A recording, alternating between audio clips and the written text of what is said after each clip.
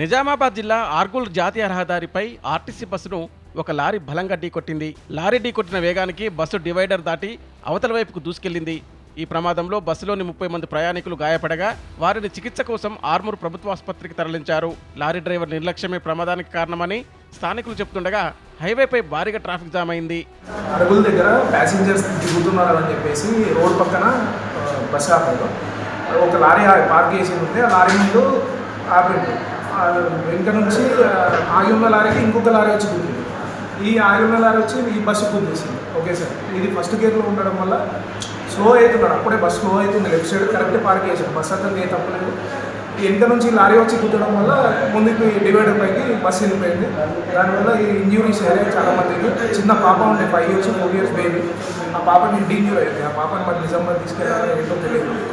వాళ్ళ ఫ్యామిలీ వాళ్ళు చాలా ఏడుస్తూ ఉన్నారు. అక్కడ చాలా మందికి గాయాలైంది.